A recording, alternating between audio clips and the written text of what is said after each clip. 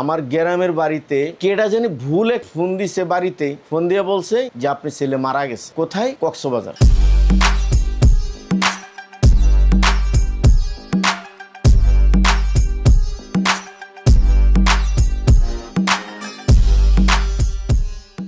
আমার নাম মোহাম্মদ মেহেদি, অনেকে বলে মোহাম্মদ মেহেদি হাসান। আমার নাম মোহাম্মদ মেহেদি হাসান না, মোহাম্মদ মেহেদি। আমি এই লাইনে মূলত আমার একটা ব্যাকগ্রাউন্ড আছে, যেটা হলো একজন বিস্কুটের কারখানার অ্যাসিস্ট্যান্ট মিস্ত্রি ছিলাম। আমি কিন্তু ফিল্মটাকে এত ভালো লাগে, মানে সবসময় মানে মনে করতাম যে ভালো কিছু একটা মানে এখানে মানে ভিতরে পর্দার ভিতরে মানুষই কিভাবে এটার ভিতরে ঢুকি কিভাবে, আমার মানে এই চিন্তাটা মানে সবসময় মাথায় খেলতো। তো হঠাৎ একদিন এফডিসি গেটে গেছি পরে এফডিসি গেটে মানে বলতেছে এই নাইট নাইকাইছে। তো আমি দৌড়াইতে যাইতাম, ভিতরে যাইতে পারতাম না।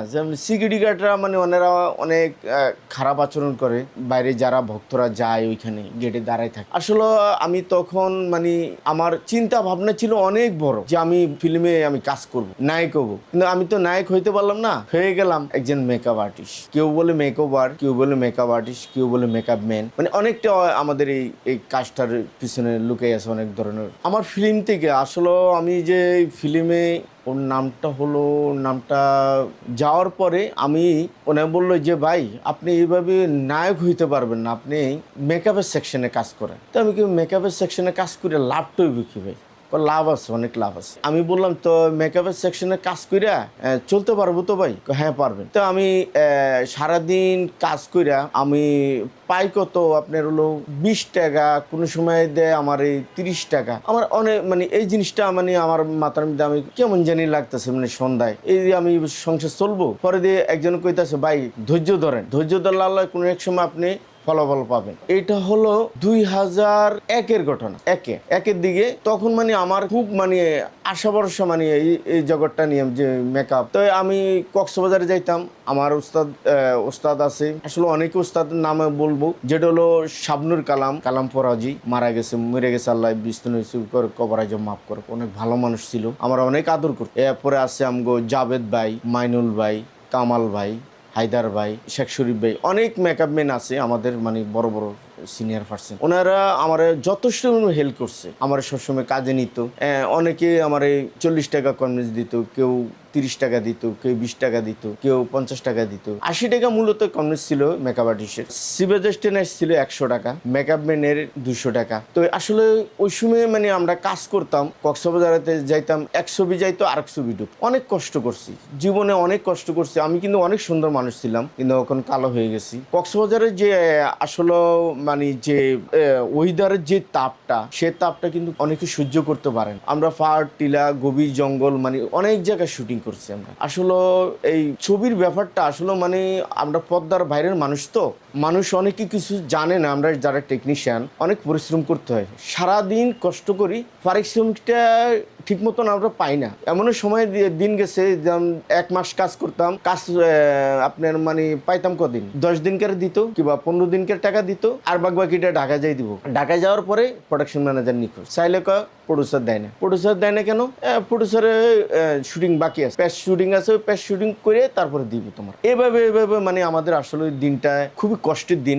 আমাদের যারা পিছনে, যারা ক্যামেরার পিছনে থাকে, যারা টেকনিশিয়ান অনেক পরিশ্রম করে। একটা আর্টিস্ট মানে একদিনই কিন্তু আর্টিস্টটা হয় না, অনেক পরিশ্রমের পর। আমরা যে মেকআপ আর্টিস্ট অনেক কষ্ট করে মেকআপ করি, চুলের hair style, makeup, get up, eye makeup, চোখে শেড দিলে আপনি যদি ন্যাচারাল ভাবে যদি গ্ল্যামার মেকআপ দেন, ন্যাচারাল চোখে শেড দেন, আসলে কিন্তু মূলত আপনি 100% ভালো কিছু আপনি পাবেন। আর দেখা গেছে আমি চোখের মধ্যে 1 গাদা শেড দিলাম, সেটা কিন্তু আপনি ওই গ্ল্যামার মেকআপ দিয়ে আপনি মানে মজাটা পাবেন। এক একটা মেকআপের এক একটা লোক ক্যারেক্টার অনুসারে। তো আসলে কি এই যে যারা আমি ক্যামেরার পিছনে বললাম, যারা ডিওপি, ডিরেক্টর, মানে যারা মানে ওই প্রোডাকশনের লোক, মানে যারা আছে, আমাদের যারা টেকনিশিয়ান আছে, অনেক কষ্ট করে।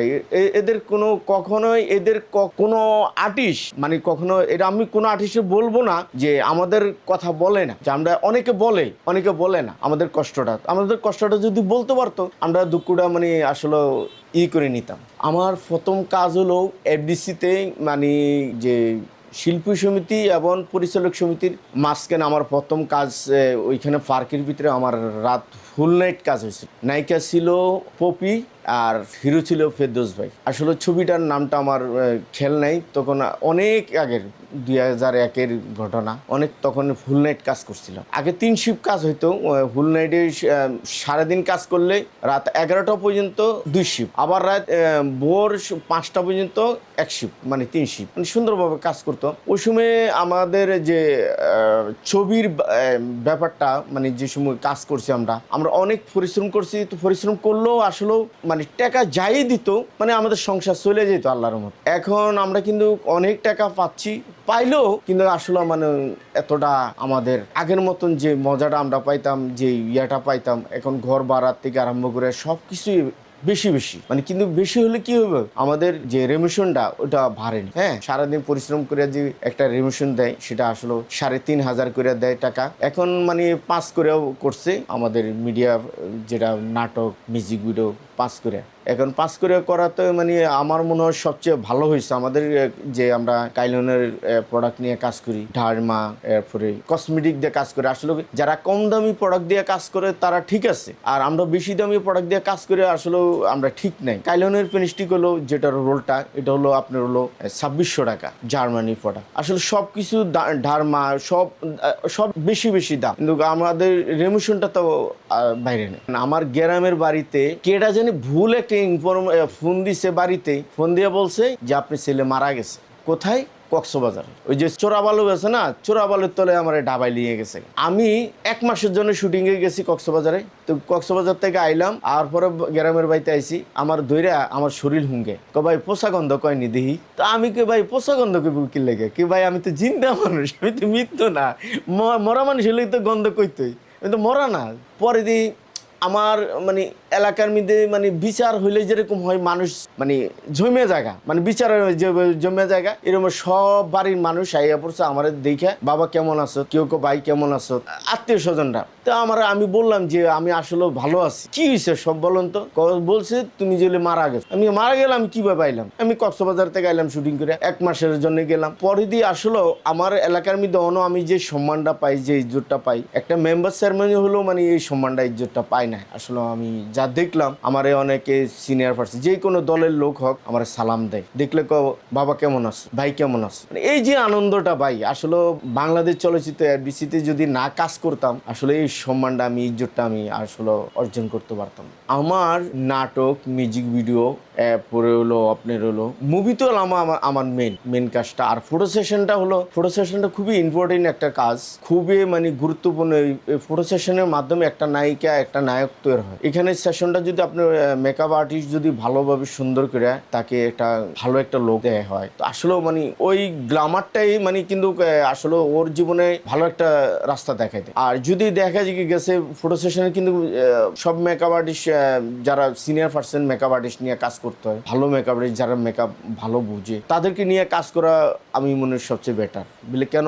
কাজ এমন একটা জিনিস বুঝাইতে পারবো না ভাই, কাজ তো সবই করে। অনেকে কাজ গেট আপ বুঝে, অনেকে গেট আপ বুঝে না। আসলে আমার যারা কলিগ, মানে যারা আমার মেকআপ আর্টিস্ট ভাইরা আছে, সরি আসলে মনে কষ্ট নিয়েন না, আমি কোনো মেকআপ আর্টিস্ট হইতে পারিনি। বলে কেন আমি মেকআপ আর্টিস্ট হইতে পারিনি? একটা মেকআপ আর্টিস্ট রাস্তার একটা টোকাই মেয়েকে না, যদি আপনি পরিপূর্ণভাবে 100% মেকআপ কইরা যদি আপনি তার গ্ল্যামার ফুটাই তুলতে পারেন, আমি মনে করি তখন আপনি মেকআপ আর্টিস্ট হইতে পারেন। আর একজন রাস্তার একটা টোকায় একটা ছেলেকে না যদি আপনি হিরো বানাইতে পারেন, আমি মনে হয় 100% আপনি মেকআপ আর্টিস্ট।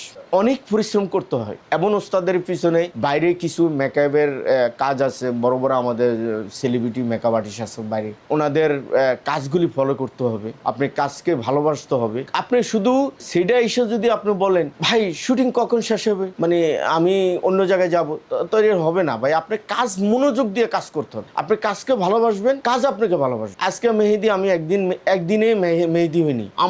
আমার সাথে যারা আইছে অনেকে চলে গেছে, এই লাইন থেকে চলে গেছে। আমি কিন্তু শুকর আলহামদুলিল্লাহ আমি অনেক ভালো আছি, মাসের মধ্যে যদি আমি 10 দিনও কাজ করি, মাসে 15 দিনও কাজ করি, মাসে যদি 8 দিনও কাজ করি, শুক্র আলহামদুলিল্লাহ আমি ভালো আছি। বলে কেন? আমি কাজকে ভালোবাসি। তো আমার স্মরণে একটা ঘটনা, এটা হলো তেপান্তর, ময়মনসিংহ তেপান্তরে। সকালে আমি ঘুমের থেকে উঠায় অ্যাসিস্ট্যান্ট তো যাই, মানে মেকআপ রুমে যাই।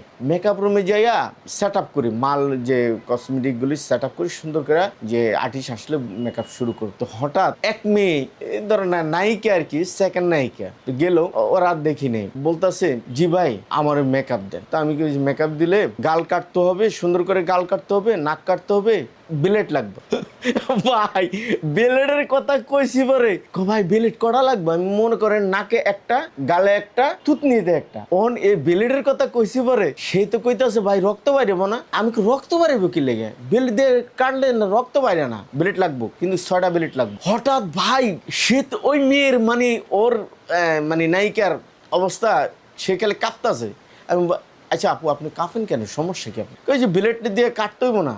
আমি কি শুনেন, মেকআপ এমন একটা জিনিস যে আমাদের গুঞ্জার যে মেকআপটা, এটাতে নাক গাল কাটতে হয়, বিলেট দিয়ে কাটতে হয়। ভাই আমি তো ভয় পেয়ে গেছি যে যদি ব্লাড বেড়ে যায়, এই জন্য আমি ভয় পেয়ে গেছি।